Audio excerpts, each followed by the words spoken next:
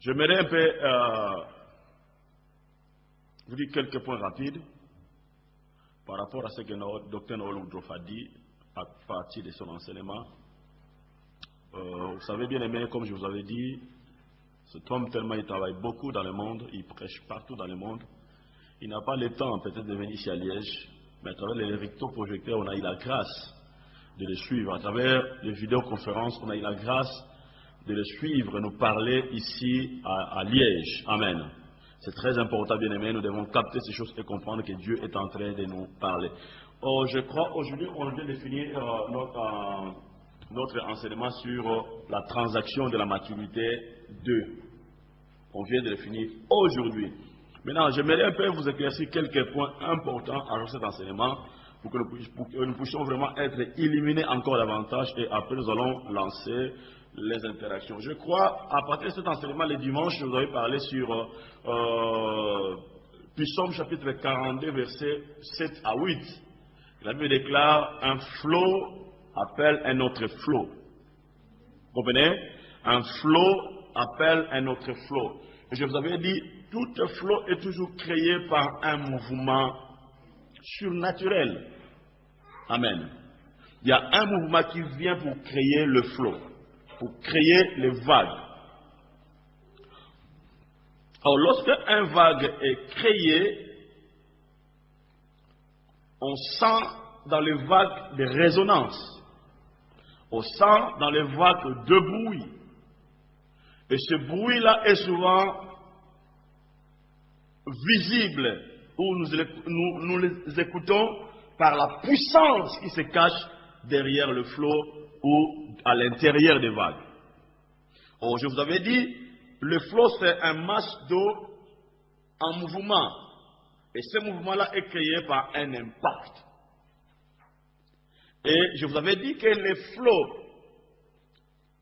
que le roi David essaie de nous parler dans le livre des Psaumes, on les appelle le flot de Dieu. Je peux dire, c'est le premier impact qui se crée dans notre vie lorsque la parole de Dieu est venue percuter notre système ancien ou notre système de fonctionnement. Dieu, lorsqu'il vient pour nous parler, il nous parle dans le but de créer les vagues dans notre vie. Vous comprenez? Dieu nous parle dans le but de créer les vagues dans notre vie. J'aime le travail que Jacques a fait par rapport aux 4 blocs qu'il a été de créer. J'ai aimé lorsqu'il a appelé ça le vague, le premier vague. Ça, c'est un mot qui m'a beaucoup touché. On avait parlé sur calculer le perte, hein, pendant la transaction, calculer les pertes, redéfinir les compter notre départ, croire à sa mort et tendre vers le ciel ou vers la fin.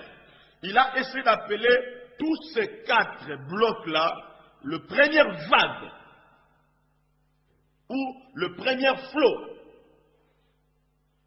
Vous comprenez? Donc, c'est le premier flot.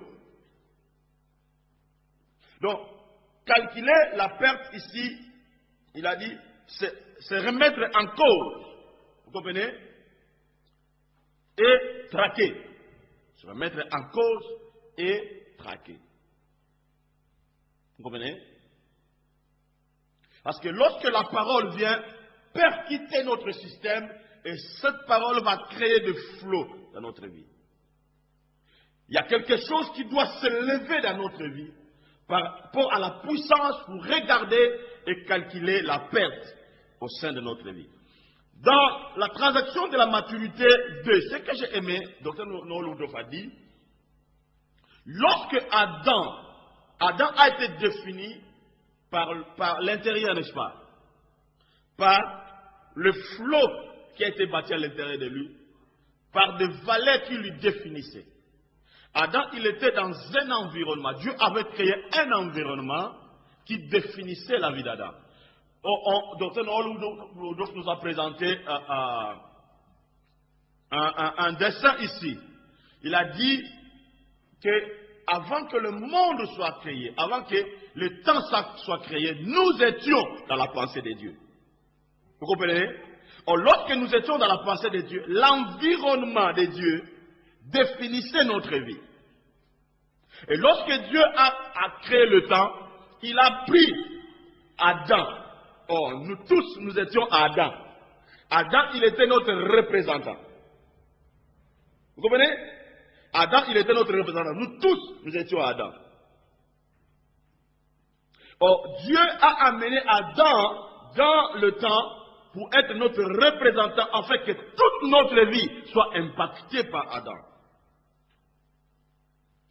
Toute notre vie, toute notre réussite, notre échec dépendait de la manière dont Adam devait manager les choses de Dieu. Adam a été arrivé dans le temps, jeté dans le temps, pour un jour retourner encore dans l'éternité. Donc, les choses qui étaient bâties à l'intérieur là, c'est ça qui définissait l'intérieur d'Adam. Or, tout ce qui était bâti à l'intérieur d'Adam, c'est ça qui définissait son monde extérieur. Adam voyait les choses par... Donc, la vie d'Adam était à l'intérieur... le vrai vie d'Adam, le vrai Dieu d'Adam était à l'intérieur de son cœur. Ce n'était pas ses yeux. Vous voyez?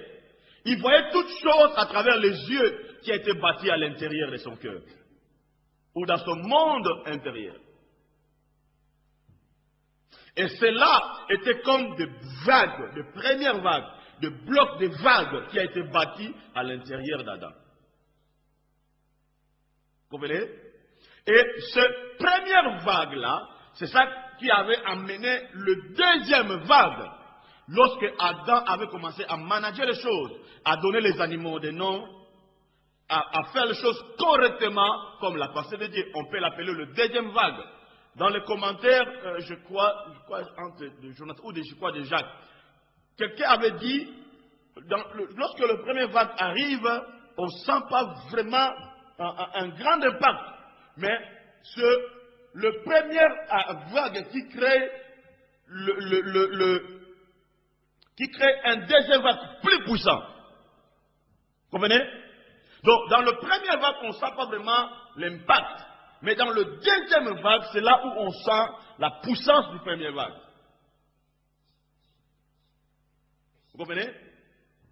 Et Adam faisait les choses bien parce que sa source était de valeur qui a été bâtie à l'intérieur de sa vie.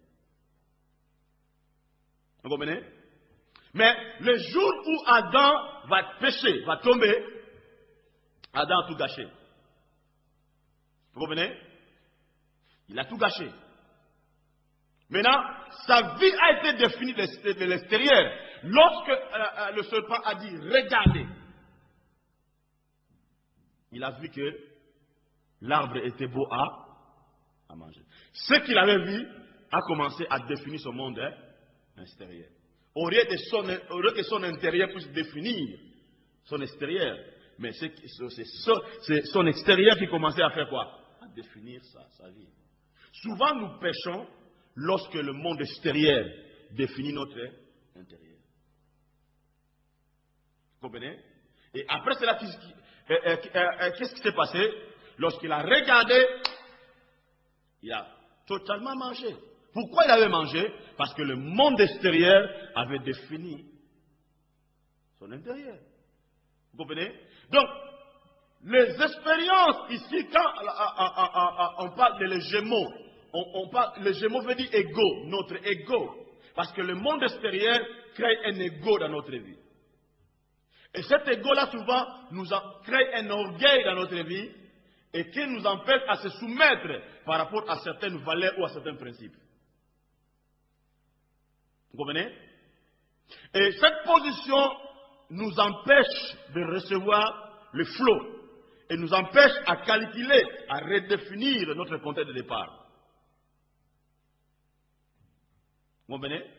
Et ça, c'est un point danger. Et lorsque Adam a péché, la Bible dit, il s'est retrouvé nu. Pourquoi il s'est revenu? Parce que le monde extérieur avait commencé à définir sa vie, son intérieur. Donc on doit faire très attention d'éviter que le monde extérieur puisse commencer à définir notre vie. Or maintenant, lorsque le monde extérieur avait commencé à définir la vie d'Adam, cela veut dire le monde extérieur avait pris le pouvoir dans le monde intérieur d'Adam. Et c'est le monde extérieur qui avait commencé à définir qui était Adam. Ce n'est plus le monde extérieur, le monde intérieur que Dieu avait bâti. Lorsque Adam a dit je suis né, c'est le monde extérieur qui avait défini de dire Adam qu'il est dit. Vous comprenez? Or, la crise, les ténèbres, tout ce qu'on peut traverser dans le monde, si on le regarde par le yeux extérieur, ça peut créer un pouvoir. Je peux dire aussi, les vagues diaboliques dans notre vie. Parce qu'on peut parler de vagues positives, on peut parler aussi de vagues négatives. Ça peut commencer maintenant à dire qui tu es. Ça peut commencer maintenant à définir ta vie, ton fonctionnement, ta manière de penser, ton système de pensée, ta philosophie. Ça peut être défini. C'est pour cela que beaucoup de gens disent, si réellement Dieu existait, pourquoi il y a la guerre, pourquoi il y a ça? Parce que les gens regardent les choses à travers les yeux physiques. Parce que le monde extérieur essaie de définir leur intérieur. Un problème, une maladie, situation, manque d'argent peut définir ta vie. Oui. Pourquoi le diable avait essayé que Dieu enlève la protection dans la vie de Job? Pour que le problème, il savait bien que le problème qui va arriver dans la vie de Job essaiera de définir le monde de Job. Et toutes ces choses-là vont influencer le monde intérieur de tout ce que Job avait bâti. Et il savait que lorsque ces choses-là seront manifestées dans la vie de Job, Job sera écroulé. Et à ce moment-là, il aura la capacité de faire quoi? De détruire Job. C'est pour cela que dimanche, on avait prié sur la loi familiale. Donc on ne peut pas, bien aimé, permettre que les choses de la famille, les choses extérieures, puissent définir notre vie. Le monde extérieur ne peut pas définir notre vie. Parce que si le monde extérieur essaie de définir notre vie, on n'aura pas cet impact dans notre vie. Amen. C'est important. Vous comprenez? Il te sera impossible de comprendre la volonté de Dieu. Vous savez, si comprendre la volonté de Dieu, quand Jacques dit ça ici, comprendre la volonté de Dieu, c'est calculer aussi calculer la perte. Parce que si tu ne calcules pas la perte, tu ne peux pas comprendre la volonté de Dieu. C'est important. Comprendre la volonté de Dieu ici, c'est calculer aussi la perte. Calculer la perte. Or, calculer la perte pour comprendre la volonté de Dieu, c'est un sens de la maturité. C'est un sens de la maturité. Or, être mature, c'est être responsable dans ta manière de gérer les ressources que Dieu t'a fait délibérer en toi. Vous comprenez? Toutes ces choses vous aident à définir une vie mature forte.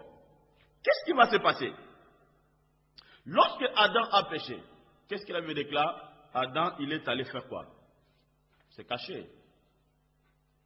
Il s'est caché pourquoi? Par rapport au monde extérieur. Parce que le monde extérieur avait essayé de définir sa vie. Vous comprenez? Le monde extérieur a défini sa vie et il est allé se faire quoi? S'enfermer, se cacher. Vous comprenez? Maintenant, écoutez ce qui est intéressant. Lorsqu'il a, avant Adam, lorsque Dieu venait parler à Adam, Adam ne fouillait pas. Hein?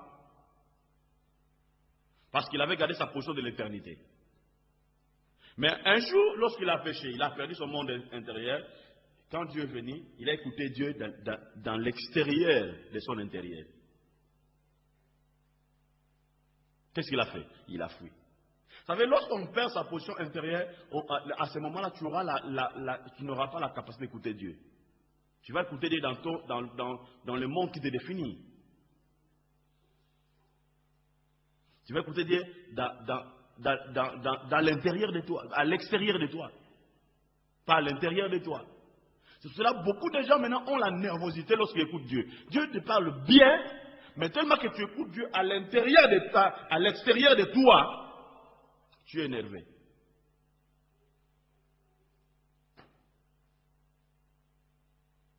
Pourquoi? Parce que tu n'écoutes plus Dieu à l'intérieur de toi. Écoutez ce qui est important. Il est allé se cacher. Dieu a dit, Adam, Adam, où es-tu? Il a pris sa position. Il a fait sa position. Adam a dit, je me suis caché. Il s'est enfermé. Or, je vous avais dit le dimanche, souvent il y a un problème. Il y a un problème très important que Dieu essaie de nous détruire maintenant. Ce sont les expériences du passé. Or, toute expérience du passé arrive seulement dans notre vie pour essayer de consoler notre ego. Nous nous consolons. Et je vous avais dit, est-ce que nos expériences valident Dieu? Or, souvent, lorsque Dieu souvent vient nous parler, souvent nous présentons nos expériences du passé. Or, lorsque tu présentes vos expériences du passé par rapport à la nouvelle demande de Dieu, il est difficile que tu sois impacté par Dieu. Qu'est-ce qui va se passer? Tu dois commencer à avoir la position d'Adam, d'aller se cacher. D'aller t'enfermer à une position. C'est ça ce qu'Adam avait fait. Or, je vous avais dit, chaque personne qui essaie le dimanche, je vous avais dit ça, je ne sais pas si vous comprenez ça. Je vous avais dit le dimanche, chaque personne qui essaie de s'enfermer par rapport à une position, il développera en lui la capacité de manipuler les autres pour en tirer profit. Moi, je le vis. Tu t'essaies de t'enfermer, mais tu crées une position dans le but de manipuler les autres. Et même de manipuler Dieu. Adam a fait ça. Qu'est-ce que Adam a fait? Adam a dit, la femme que tu avais mis auprès de moi, c'est lui qui m'a fait faire quoi? Manger. Il a essayé de manipuler Dieu. Vous comprenez? Parce qu'il avait créé une position de s'enfermer. Or, quelqu'un qui s'enferme, c'est toujours créer une raison pour sa position. Oui, c'est vrai. Toute personne qui essaie de s'enfermer par rapport à une situation, par rapport à une expérience de passé, essaie toujours de trouver une raison. Vous comprenez? Il cherchera à donner la faute aux autres dans le but de soulager son expérience. Or, cette position empêche que Dieu puisse libérer de nouvelles ressources dans notre vie. Vous comprenez? C'est très capital et c'est très important. C'est très important. C'est très important. Il y a tellement de choses plus puissantes ici. Le dimanche, malgré que bien le message sera ici, mais on va essayer de continuer avec ça et on le laissera de parler, il aura envie de parler. Mais ce qui est d'abord important pour nous, c'est ça. Vous comprenez? Et lorsqu'on permet des ressources spirituelles soient bâties dans notre vie, à l'intérieur de notre vie, ça crée l'équilibre dans notre vie. Vous comprenez? Ça crée un équilibre dans notre vie. L'équilibre, on peut dire la maturité, la stabilité.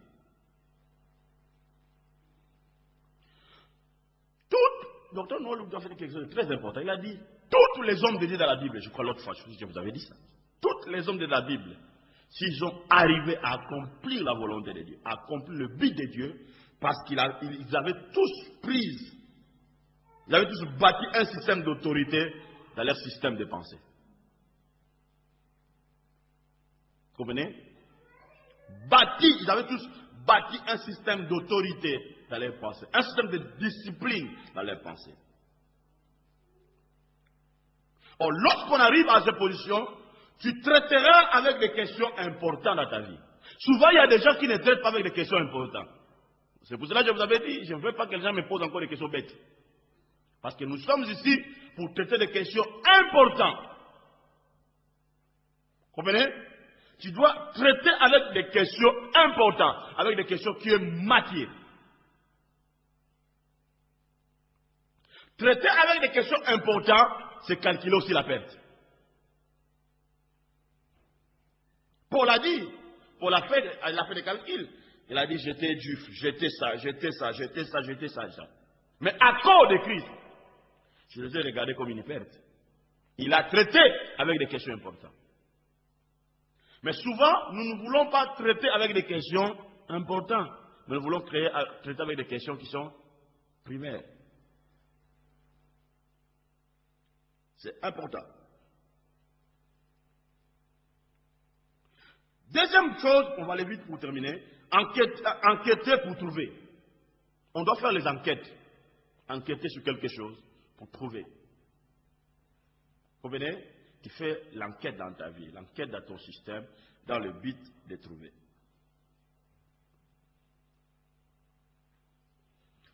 Être défini par une nouvelle source. Je crois, 2 Corinthiens 5, verset 7, être défini par de nouvelles ressources. Dans le but d'être trouvé en lui. Paul a dit, je me suis trouvé en lui, en Christ. C'est pour cela qu'il avait cette capacité de dire, c'est depuis moi qui vis, mais c'est Christ qui vit à moi.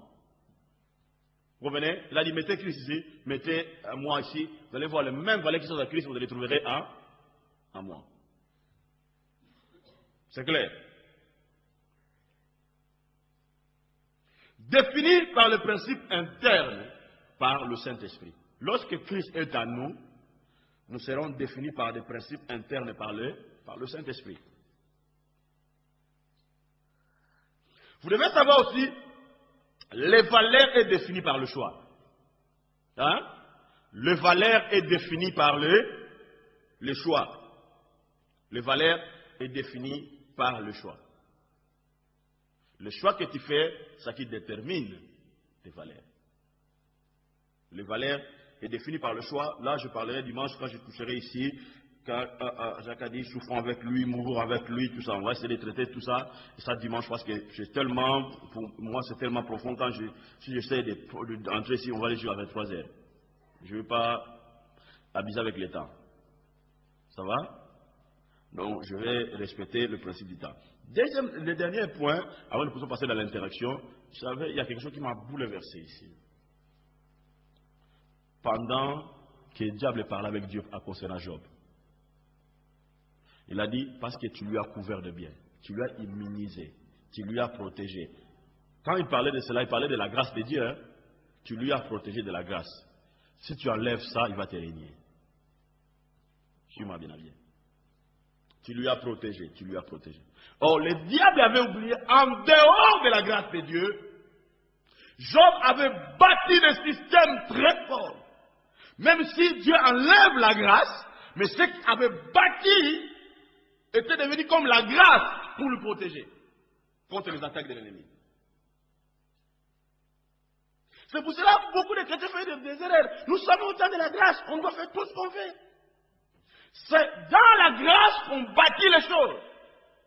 Parce que lorsque la grâce est enlevée, lorsque la protection est enlevée, qu'est-ce qui va te protéger? C'est ce que tu as bâti à l'intérieur de toi. Il a dit, lève-lui seulement la protection, la grâce. Tu verras, il va te régner. Enlevez seulement la grâce. Mais il avait oublié que Job avait bâti des systèmes de l'éternité. Job avait bâti des valeurs de l'éternité. Sa vie n'a pas été définie par les environnements. Sa vie n'a pas été définie par le monde intérieur, mais sa vie a été définie par le monde... sa vie n'a pas été définie par le monde extérieur, mais par le monde intérieur. De ce qu'il avait bâti à l'intérieur de lui. Lorsque Dieu a dit, bon ça va, j'enlève la protection, j'enlève la grâce, va maintenant le toucher. Et lorsqu'il est venu toucher Job, à ce moment-là, il a compris. Malgré la protection a été enlevée, mais ce que Job avait bâti à l'intérieur de lui, c'est ce qui lui avait protégé. Vous comprenez? Bien aimé, c'est pour cela. Ne prenez pas l'argent comme ta protection. Ne prenez pas la guérison, ne prenez pas tout le matériel comme ta protection. Mais, essayez de prendre comme protection des valeurs et des ressources que tu développes, que tu bâtis à l'intérieur de toi. C'est la vérité. Tu peux manquer l'argent, mais tu es dans la joie. Tu peux manquer le travail, mais tu es dans la joie.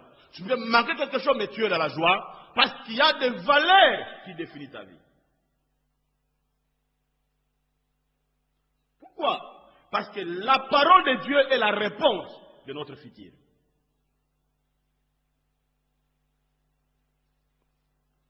Bien-aimés, lisez la livre de Job, vous allez comprendre si vous lisez la vie de Job. La Bible dit même parce que Job, il était l'homme le plus considéré à l'Orient. Il était l'homme le plus respecté. Mais cet homme-là a accepté d'être humilié. Si vous lisez la Bible déclare, lorsque Job passait dans la rue, il y avait des enfants qui sortaient pour lancer des injures sur Job. Hein? Là, on prend la mort en soi. Là, on prend ce que Jacques a dit ici, souffrir avec Dieu.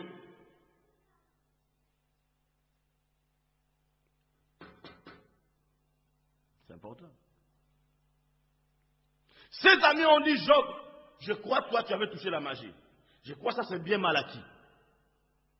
Parce que Job n'a pas été soutenu par ses amis. Hein. Ses amis ont venu spéculer pour savoir si réellement Job avait péché. Mais Job était juste. Hein? Franck, on te dit que tu es vraiment innocent, Franck, innocent. On va te dire, ton problème, Franck vient du péché. Mais à l'intérieur de toi, tu sais que je suis innocent. Ça fait mal. Mais tout ça n'a pas essayé de définir la vie de Job. C'est pour cela que le monde extérieur ne peut pas définir notre vie. La protection peut être enlevée, mais c'est qu'on bâtit à l'intérieur. C'est ce qui nous définit. Il y a une femme dans la Bible, son fils est mort. Son fils unique est mort. Mais il est allé chercher le prophète Élisée. Son mari a dit, comment ça va à la maison? Il a dit, tout va bien. Parce que sa vie n'a pas été définie par le monde extérieur. On lui a levé la protection qui était l'enfant. On lui a levé la grâce. Mais ce qu'il avait bâti à l'intérieur de lui, c'est lui qui avait positionné d'aller jusque vers le prophète Élisée. Que Dieu bénisse. Alors là, pour être franc, je n'ai pas vraiment suivi parce que je ne suis pas vraiment connectée, quoi. Je ne sais pas quoi dire, quoi. Donc, tout ce que je peux capter, non, pas capter, mais tout ce que je me disais quand j'écoutais le message, c'est faire une remise en question, quoi. Pour être franc, vraiment, je n'ai pas trop capté le message ce soir, quoi. Donc,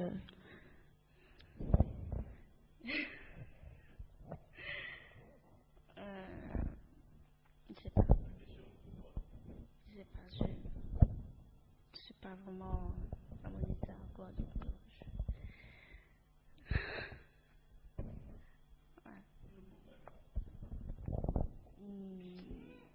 je sais pas, peut-être trop fatiguée ou je sais pas. Non. Je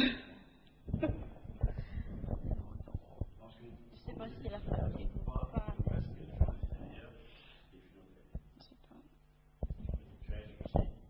Non.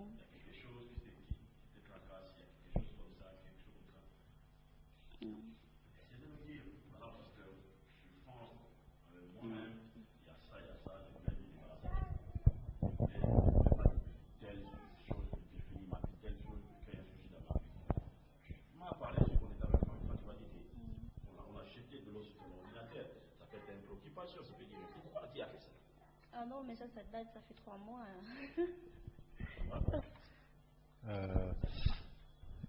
Je trouve un truc vraiment, enfin, ce qui m'a le plus impacté, moi, c'est par rapport aux valeurs, quoi.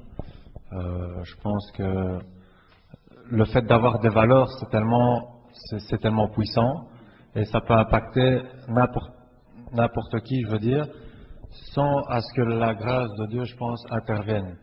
Et je pense que si en plus de nos valeurs, après la grâce de Dieu intervient, ben, je crois que ça peut faire quelque chose de vraiment de puissant, quoi. Et je pense que aussi le fait d'avoir des valeurs nous permet d'avoir aussi une autorité. Je veux dire, les valeurs de Dieu nous donnent l'autorité. Et ça permet à ce que on puisse également être des témoignages. Et quoi que quelqu'un nous contredise ou quoi, ben nous on a vraiment des valeurs vraiment sûres et certaines qu'on garde et voilà, qu'on puisse continuer à aller de l'avant, quoi. Que rien nous freine, quoi. Parce qu'on a vraiment les valeurs de Dieu, quoi. Voilà. Ça. Ouais. C'est très important. Vous savez, il y a des mots que j'ai notés. Avoir de valeur nous donne l'autorité. Avoir de valeur nous donne l'autorité.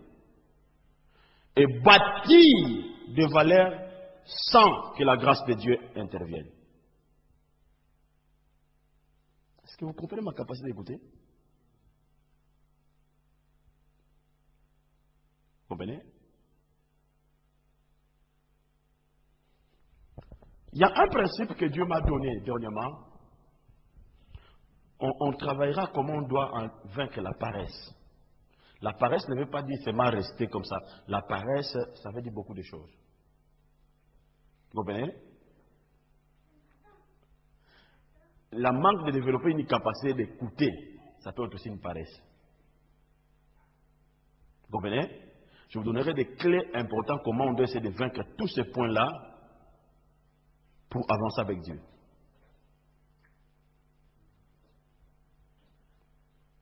Vous comprenez?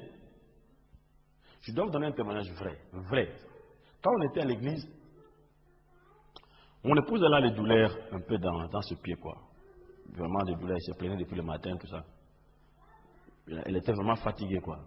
On m'a dit, je n'aurais pas la capacité vraiment d'être à l'église parce que je sens vraiment mal, quoi. Ouais, c'est quand elle me parle comme ça, moi je ne parle pas. Hein? Et c'est que quand je ne parle pas, donc je lui dis de développer la capacité de trouver la solution pour être à l'église.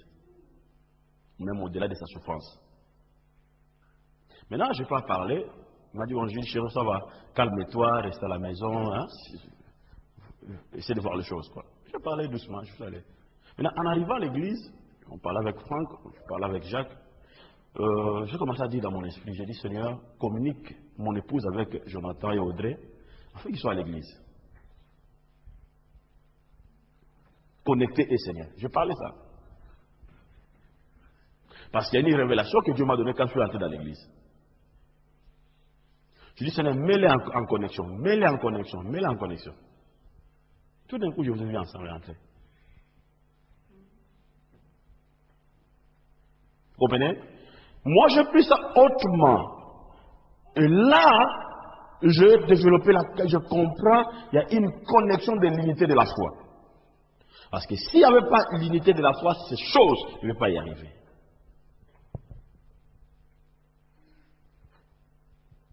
Quand il y a une unité, tu peux te communiquer avec ton frère, ta soeur, sans pourtant lui parler. Mais tu te communiques avec lui, tu vois aussi les résultats. Donc on doit, ce que Franck a dit, bâtir des valeurs sans que la grâce de Dieu puisse intervenir. Et les valeurs qu'on bâtit, ça nous donne l'autorité et le pouvoir. Tu dis que ce que je bâtis est comme ça. Personne ne peut le changer. Même si les gens du monde ne peuvent pas croire à ça, mais je crois que je suis le vrai représentant de Dieu, ce que je bâtis est comme ça.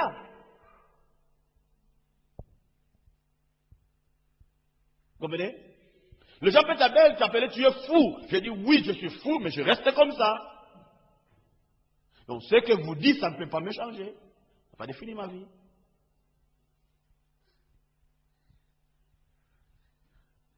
Vous comprenez? Même si vous dit, vous priez le nom de Jésus, c'est une secte. Je dis, voilà, ce que tu dis. Ça ne peut pas définir ma vie. Parce qu'on n'est pas dans le même monde. Toi, tu es dans le monde extérieur, et moi, je suis dans le monde intérieur. Parce que ma vie est définie par mon intérieur. Parce que ce qu'on bâtit, ça nous donne le pouvoir et l'autorité.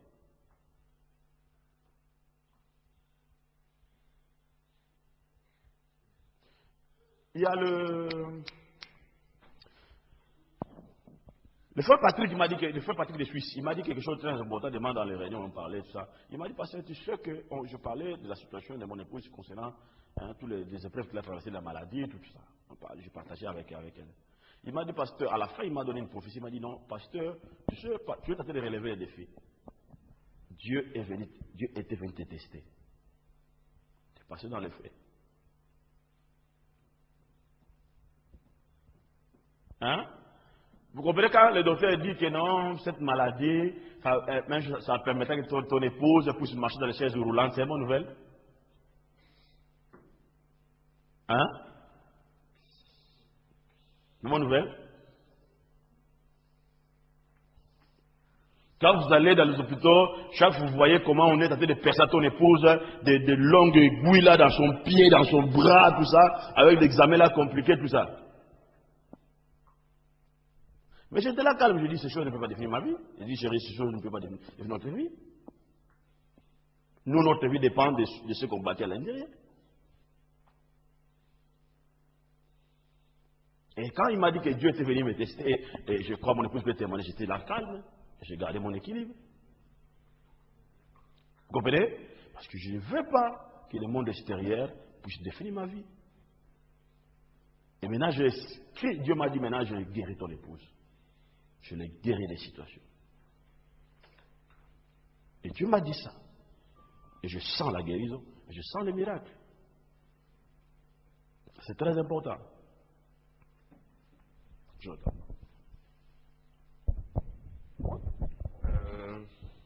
Je ne sais pas si je vais commenter tout.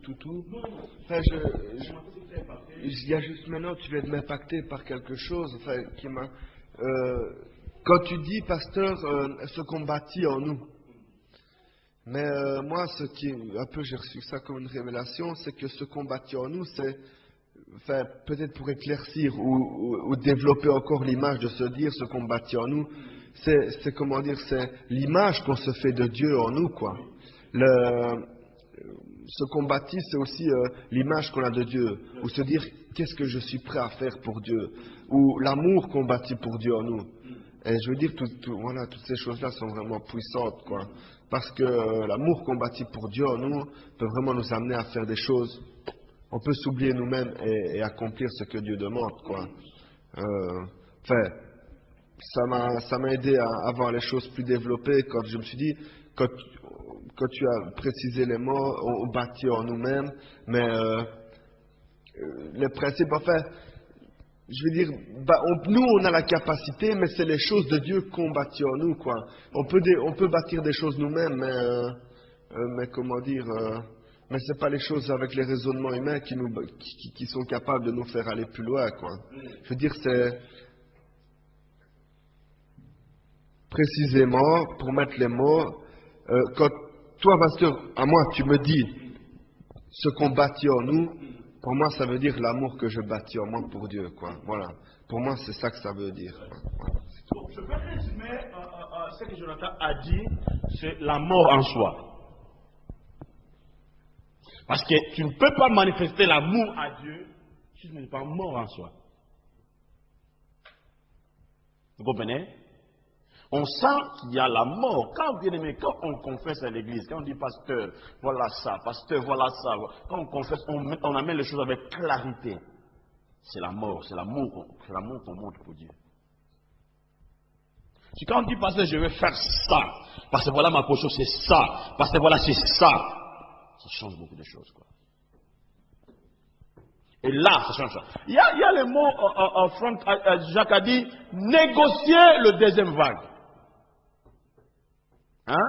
Négocier le deuxième vague. Négocier le deuxième vague. Vous comprenez? Ça veut dire, pour négocier la deuxième vague, il faut mettre des moyens en place dans le premier vague. Pour négocier le deuxième vague. Or, je peux appeler le deuxième vague, comme le finish, comme la fin, comme pour achever les choses. Vous comprenez? Négocier le deuxième vague ou négocier le deuxième ressource. On peut négocier la deuxième ressource par rapport à ce que tu dis, Jonathan. Avoir l'amour pour Dieu. Vous comprenez? Et avoir l'amour pour Dieu, je peux l'associer aussi comme bâtir des valeurs. Parce que tu ne peux pas bâtir quelque chose si tu n'as pas l'amour envers les ressources que tu reçois. Vous comprenez? Donc, négocier le deuxième vague, je crois, je dirais dimanche, là, on va aller comprendre comment nous devons négocier le deuxième vague. Négocier le deuxième vague. Bien aimé, écoutez, nous sommes ici comme les apôtres. Vous comprenez? Nous sommes ici comme les apôtres. Il y a un pasteur qui m'a posé la question, qu'est-ce que tu as fait? Est-ce que tu es allé au ciel pour recevoir ces ressources et de l'amener sur la terre pour comprendre les choses comme ça? Vous comprenez? Bien, mais j'étais à Paris, j'allais même pleurer. J'ai vu comment les diables étaient en train de détruire les pasteurs en France. Oui. Le diable est en train de détruire les pasteurs. Maintenant, quand je parlais à ce moment-là, j'ai compris l'importance des ressources que Dieu est en train de libérer dans ma vie. Vous comprenez?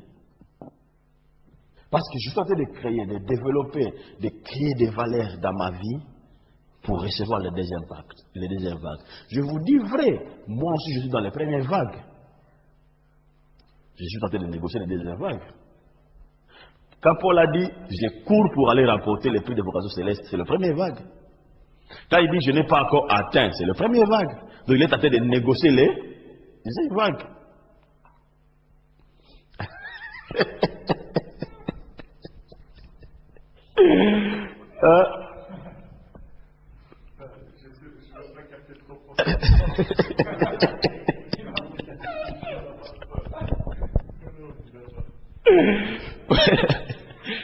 Tu as compris? Hein?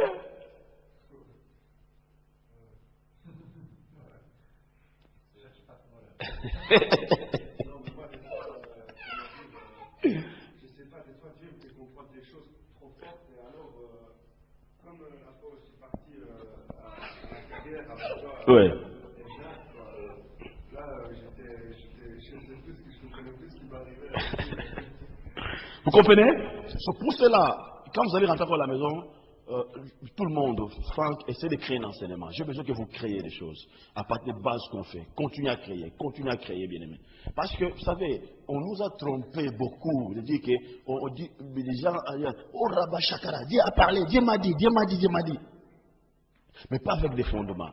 Mais lorsqu'on fait les enseignements par rapport à la manière dont on écoute Dieu, c'est ça le vrai prophétie.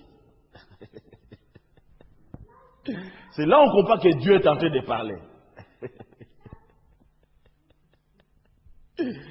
Vous comprenez? Donc nous sommes en train là, il faut négocier le deuxième vague. Nous sommes en train de négocier le deuxième vague. Tu vas parler encore. Ouais.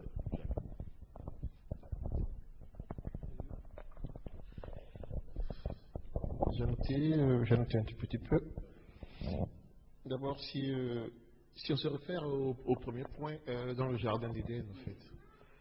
Donc là, j'ai compris par là qu'au fait, à un moment donné, Adam avait écouté, était destiné, je dirais plus destiné à écouter son cœur, mais il avait écouté son environnement.